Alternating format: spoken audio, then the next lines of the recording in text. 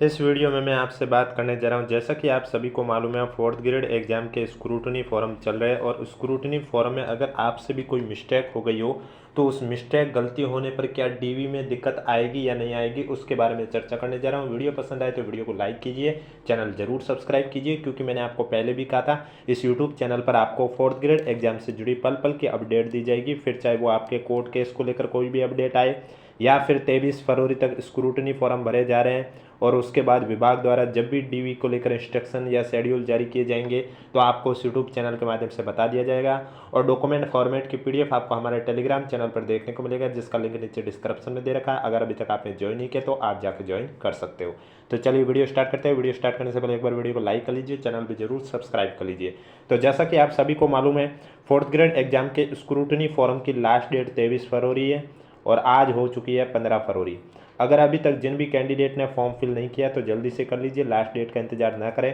क्योंकि last date में हर बार दिक्कत आती है, सर्वर प्रॉब्लम, कभी कभी एसएसओ आईडी काम नहीं करती है, कभी कभी डॉक्यूमेंट अपलोड नहीं होते हैं। तो वो सब समस्या ना आए, इससे अच्छा है कि 1-2 दिन के अंदर अंदर आप अपना स्क्रूटनी फॉर्म भर लीजिए।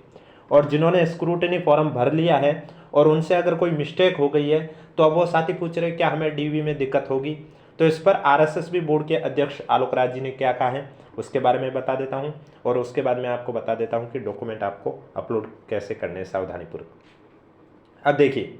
यहाँ पर अधीनस्थ बोर्ड के अध्यक्ष आलोक राज जी ने ट्वीट के माध्यम से जानकारी दी है कि स्क्रूटनी फॉर्म में एडिट ऑप्शन नहीं दिया जाता। मैंने आपको पहले भी कहा था स्क्रूटनी फॉर्म भरो, प्रीव्यू एक बार चेक करने के बाद ही सबमिट करना, जल्दबाजी में सबमिट मत करना, क्योंकि इसमें ना तो आपको एडिट का ऑप्शन दिया जाता है और न ही ऐसा कोई प्रोसेस है कि भाई स्क्रूटनी फॉर्म गलत भर दिया इसे डिलीट करके वापस से भर सकते हैं, ऐसा भी कोई प्रोसेस नहीं है। इसलिए एक बार सबमिट हो गया तो वही आपका स्क्रूटनी फॉर्म है, फिर वही पीडीएफ आपको डॉक्यूमेंट वेरिफिकेशन के समय लेकर जानी होती है। इसलिए जब भी अगर जिन भी कैंडिडेट ने अगर अभी तक स्क्रूटनी फॉर्म फिल नहीं किया है तो वो स्क्रूटनी फॉर्म फिल करने में लास्ट में सबमिट से पहले एक बार प्रीव्यू पूरा चेक कर लेना कि जहाँ जो चीज़ पूछी गई है वहाँ हमने सही लिखी है या नहीं लिखी है, क्योंकि एक बार सबमिट कर दिया तो उसके बाद उसमें ना एडिट कर पाओगे और नहीं कुछ और कर पाओगे। एप्लीकेशन फॉर्म में एडिट का ऑप्शन भी होता है, लेकिन स्क्रूटनी फॉर्म में कोई भी एडिट का ऑप्शन नहीं होता है। तो अगर किसी स्टूडेंट ने गलती कर दी है तो क्या कहा है अधीनस्थ बोर्ड के अध्यक्ष आलोक राज जी ने कि स्क्रूटनी फॉर्म में एडिट ऑप्शन नहीं दिया जाता है। वैसे भी ज़्यादातर डिटेल डायरेक्टली फॉर्म से उठकर ही आती है, यानी कि ज़्यादातर डिटेल आप देखोगे स्क्रूटनी फॉर्म जब आपने फिल किया है या जिन्होंने नहीं फिल किया वो फिल करोगे तो आप देखना आधी से ज़्यादा डिटेल आपके ऑटोमेटिक फैच होगी,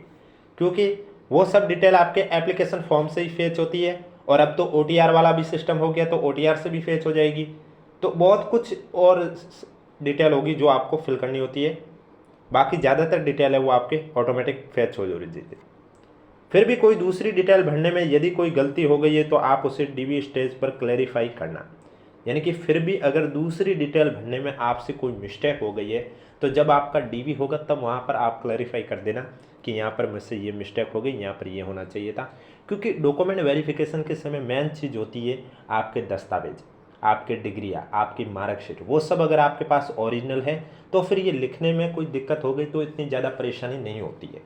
क्योंकि अगर आपने, जैसे कि मैं एग्जाम्पल दे रहा हूँ रोल नंबर का, कि आपने रोल नंबर गलती से गलत लिख लिया, एग्जाम्पल के तौर पे समझा रहा हूँ, तो फिर जब वो देखेंगे आपकी मार्कशीट तो उन्हें पता चल जाएगा कि रोल नंबर तो ये गलती हुई है। तो ये ज़्यादा कोई बिग इश्यू नहीं है। बिग इश्यू कब होता है? जब आप कोई फर्जी मार्कशीट अटैच कर देते हो, फर्जी दस्तावेज अटैच कर देते हो, तब आपके सामने बिग इश्यू खड़ा हो जाता है। उस समय आपके विरुद्ध कार्रवाई भी की जा सकती है। इसलिए कोई भी दस्तावेज फर्जी ना लगाए, सब एकदम रियल दस्तावेज ओरिजिनल डॉक्यूमेंट ही अटैच करें और वही आपको दिखाए जो आपके मेहनत से हासिल किए गए, ताकि आपके स्क्रूटनी फॉर्म में भी कोई दिक्कत ना हो और आगे भी दस्तावेज सत्यापन के समय भी कोई दिक्कत ना हो। अब देखो, स्क्रूटनी फॉर्म में बहुत साथी कह रहे कि हमें क्या क्या अटैच करने। तो जब आप एसएसओ आईडी में स्क्रूटनी फॉर्म फिल करते हो तो उसमें आपने देखा होगा डॉक्यूमेंट अपलोड के सेक्शन में कहीं कहीं पर रेड स्टार होते हैं तो कहीं कहीं पर रेड स्टार नहीं होते हैं। तो रेड स्टार का मतलब हुआ कि वहाँ पर तो आपको डॉक्यूमेंट अपलोड करने जरूरी है, कंपलसरी है। दूसरा तो आप पर लागू हो रहा है तो करें, जैसे कि आय प्रमाण पत्र जैसे ऑप्शन होते हैं उनमें नहीं होता है। क्यों? क्योंकि उनमें अगर आप पर लागू हो रहा है तो करो, नहीं तो मत करो।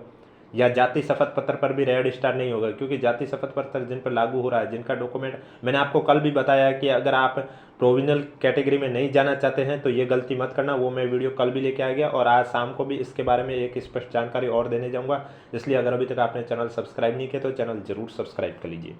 और इसके अलावा यानी कि जो भी आपने एप्लीकेशन फॉर्म में जिन जिन डॉक्यूमेंट दस्तावेज के बारे में जिक्र किया है, चाहे वो आपकी कास्ट सर्टिफिकेट को लेकर हो, मैरिज सर्टिफिकेट को लेकर हो, या शैक्षणिक योग्यता को लेकर हो, मूल निवास को लेकर हो, टीएसपी नॉन टीएसपी जो भी हो, वो सभी दस्तावेज आपके जांच किए जाते हैं। और इसके अलावा फॉर्मेट भी बोर्ड द्वारा जारी किए गए, वो फॉर्मेट की पीडीएफ आपको हमारे टेलीग्राम चैनल पर देखने को मिल जाएगी, जिसका लिंक नीचे डिस्क्रिप्शन में दे रखा है। अब यानी अगर आपने अब देखो, बहुत साथियों को ये डाउट है कि हमें चरित्र प्रमाण पत्र अंतिम संस्था का बनाना है, किसी के बंद हो गई है, तो अब देखो ये भर्ती परीक्षा 10th लेवल की है। अगर आपने फॉर्म के अंदर शैक्षणिक योग्यता ग्रेजुएशन तक का लिखा है तो फिर आपको चरित्र प्रमाण पत्र जो आपने लास्ट शैक्षणिक योग्यता का उल्लेख किया है, लेटेस्ट शैक्षणिक योग्यता का उल्लेख किया है, उसका ही दिखाना होगा। क्योंकि अगर आप जैसे कि मान रहे हो कि ये 10th लेवल की परीक्षा, आप 10th की भी लिख रहे हैं, 12th की भी लिख रहे हैं, ग्रेजुएशन की भी डिटेल लिख रहे हैं, लेकिन शैक्षणिक योग्यता आप 10th की, सॉरी चरित्र प्रमाण पत्र अंतिम शिक्षा में आप 10th का दिखा रहे, तो फिर वहाँ तो सीधा सीधा पता चल रहा है कि जब आपने ग्रेजुएशन कर रखी है तो सब 10th के बाद ही होती है, तो फिर चरित्र प्रमाण पत्र आपको जो लेटेस्ट में आपने जो भी शैक्षणिक योग्यता दर्ज की है वहाँ का आपको चरित्र प्रमाण पत्र बनवाना होता है। इसके अलावा 2 अलग अलग राजपत्रित अधिकारियों द्वारा जारी किए हुए चरित्र प्रमाण पत्र बनाने हैं। अब अटेस्टेशन फॉर्म है, ये भी सभी को अपलोड करना होता है एसएसओ आईडी में, क्योंकि इस पर रेड स्टार होता है। और अटेस्टेशन फॉर्म किस तरह से फॉर्म फिल किया जाता है इस पर भी मैं वीडियो ऑलरेडी ला चुका हूं, अगर अभी तक आपने नहीं देखा तो आप हमारे यूट्यूब चैनल पर जाकर देख सकते हैं। अब देखो ये ऑफलाइन स्क्रूटनी फॉर्म के माध्यम से ही मैं आपको समझा रहा हूँ। जैसे कि जब आप एसएसओ आईडी में ऑनलाइन फिल करते हैं तो ये सब डाटा, कुछ डाटा है वो आपके ऑटोमेटिक फैच हो जाती है और कुछ आपको लिखनी होती है, जैसे विज्ञापन संख्या हुआ, पद का नाम हुआ, विभाग का नाम हुआ, ये सब आपको एडवर्टाइजमेंट में देखने को मिल जाएगा। इसके अलावा आपकी बेसिक डिटेल, अगर आपने फॉर्म फिल किया तब आपने फॉर्म के अंदर अगर मैरिड डाला तो यहाँ पर आपको वैवाहिक स्थिति भी लिखने होंगे, बच्चों के संतानों के नाम लिखने होंगे अगर संतान है तो। शैक्षणिक योग्यता में देखो आपको जो भी आपने फॉर्म फिल करते समय जो शैक्षणिक योग्यता बताई थी, चाहे वो 10th की बताई, 12th की बताई, ग्रेजुएशन, पोस्ट ग्रेजुएशन, RSCIT, तो वो सब आपको फिल करना होता है और वो सब दस्तावेज भी आपको अपलोड करने होते हैं। अब क्या होता है, बहुत साथियों को ये डाउट है कि अगर हमें अंक तालिका अपलोड करनी है तो अंक तालिका हमें क्या फाइनल सेमेस्टर की करनी है ग्रेजुएशन में या सभी सेमेस्टर के, तो आपको सभी सेमेस्टर के एक ही PDF में मर्ज कर देनी है और वो अपलोड कर देनी है। अब देखो जब आप DV देने जाओ तो उस समय ऐसा ना हो कि अगर आपको किसी भी दस्तावेज में कोई दिक्कत आ रही है तो आप वो लेके जाइए। 2-3 दस्तावेज ज़्यादा हो गए तो वहाँ कोई दिक्कत नहीं होने वाली, लेकिन कम हो गए तो दिक्कत होगी, फिर आपको वापस से बुलाया जाएगा। बाकी DV का क्या प्रोसेस रहता है, DV किस तरह से होता है, वो सब मैं आपको स्क्रूटनी फॉर्म एक बार कंप्लीट हो जाए उसके बाद बताऊँगा इस यूट्यूब चैनल पर। इसलिए अगर अभी तक आपने चैनल सब्सक्राइब नहीं किया तो चैनल भी जरूर सब्सक्राइब कर लीजिए। इसके अलावा आपके मूल निवास प्रमाण पत्र हुए, जाति प्रमाण पत्र। अब देखो जाति प्रमाण पत्र SC/ST कैटेगरी का एक बार बना हुआ जीवन पर्यंत वैलिड रहता है, लेकिन अगर आप OBC नॉन क्रीमी से हैं या EWS कैटेगरी से हैं या फिर आप MBC नॉन क्रीमी से हैं और आपका जाति प्रमाण पत्र एक बार बना हुआ है, अगर वो 1 साल से ज़्यादा पुराना है तो आप शपथ पत्र भी दिखा सकते हैं, लेकिन शपथ पत्र मैक्सिमम 3 साल तक का वैलिड होगा। अब ध्यानपूर्वक सुनो, अब मैं जो मेन चीज़ बताने जा रहा हूँ वो सुनो, नहीं तो आप भी प्रोविजनल हो जाओगे, क्योंकि मैंने देखा है प्रोविजनल स्टूडेंट के आगे उनके रीजन भी लिखा हुआ है। जैसे कि अगर आप OBC नॉन क्रीमी लेयर से हो, 4th ग्रेड एग्जाम का DV देने जा रहे हैं और आपका OBC का सर्टिफिकेट 2017 का बना हुआ, इस कंडीशन पर आपको नया भी बनाना होगा। जाति शपथ पत्र से काम नहीं चलने वाला, वो भी बना कर रख लीजिए, क्या पता वहाँ मांग ले, क्योंकि जाति शपथ पत्र है वो मैक्सिमम 3 साल तक वैलिड रहता है, यानी कि 2017 से 2020 तक का वैलिड रहेगा, लेकिन अब चल रहा है 2026, इसका मतलब आपको नया बनाना होगा। और जब DV होगा तब आपको नया भी लेके जाना होगा, और पुराना अगर जाति शपथ पत्र बना हुआ वो भी लेके चले जाइए, और पुराना जो सर्टिफिकेट बना हुआ है कास्ट सर्टिफिकेट वो भी लेके जाना है।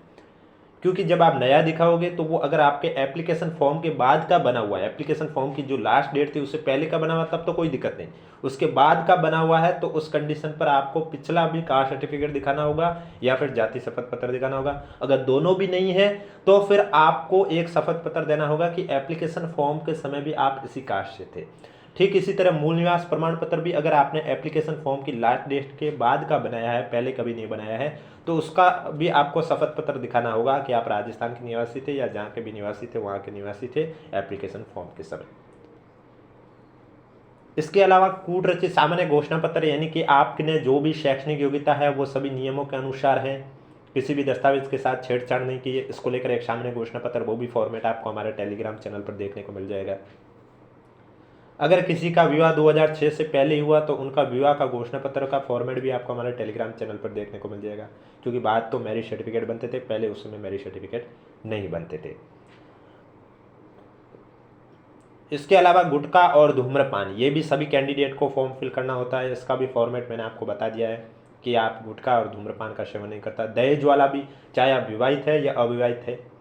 दोनों कंडीशन में दहेज वाला घोषणा पत्र दिखाना होता है। विवाहित है वो तो उसमें लिखा हुआ होता है कि विवाहित स्टूडेंट है, उनके लिए उन्होंने दहेज नहीं लिया है, और जो अविवाहित है वो भविष्य में दहेज नहीं लेंगे।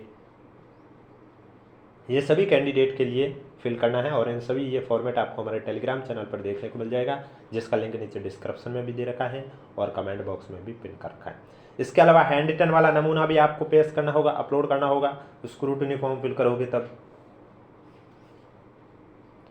हैंड रिटन में हिंदी और इंग्लिश लिखा होता है, उसके नीचे पैरा खाली होता है, तो वहाँ पर हिंदी के नीचे हिंदी में लिखना होता है, इंग्लिश के नीचे इंग्लिश में आपको लिखना होता है। और भी जो प्रमाण पत्र, यानी कि अगर आपने फॉर्म स्पोर्ट्स कोटे से भरा है या पीएच कैटेगरी से भरा है या किसी महिला ने विधवा या तलाक कैटेगरी से फिल किया है, तो उन्हें उनका प्रमाण पत्र दिखाना होगा, तभी उन्हें उनकी कैटेगरी में बेनिफिट मिलेगा, अन्यथा नहीं। यानी कि अगर आपने फॉर्म स्पोर्ट्स कोटे से भरा है लेकिन आपके पास स्पोर्ट्स का सर्टिफिकेट नहीं है, तो आपका भले ही सिलेक्शन हो गया स्पोर्ट्स कोटे के कैटेगरी से, लेकिन आगे का प्रोसेस आपका रोक दिया जाएगा जब तक आप उसका प्रमाण पत्र नहीं दिखा दोगे। तो इस तरह से स्क्रूटिनी फॉर्म फिल करते समय ये सावधानीपूर्वक ध्यान रखना है कि सबमिट करने से पहले एक बार प्रीव्यू जरूर चेक कर लेना कि जो चीज़ जहाँ पूछी गई है वहाँ पर वही चीज़ फिल की गई है, सभी सही फिल की गई है, उसके बाद ही सबमिट करके आगे का प्रोसेस करना। नहीं तो क्या एडिट का ऑप्शन नहीं है, और फिर भी अगर किसी का सबमिट हो गया है, गलती हो गई है, तो जब डीवी होगा तो वहाँ आप वहाँ पर जिक्र कर देना कि ये चीज़ स्क्रूटिनी फॉर्म भरते समय आपसे मिस्टेक हो गई। वीडियो पसंद आए तो वीडियो को लाइक कीजिए, चैनल जरूर सब्सक्राइब कीजिए, और सब फॉर्मेट आपको हमारे टेलीग्राम चैनल पर देखने को मिल जाएगा।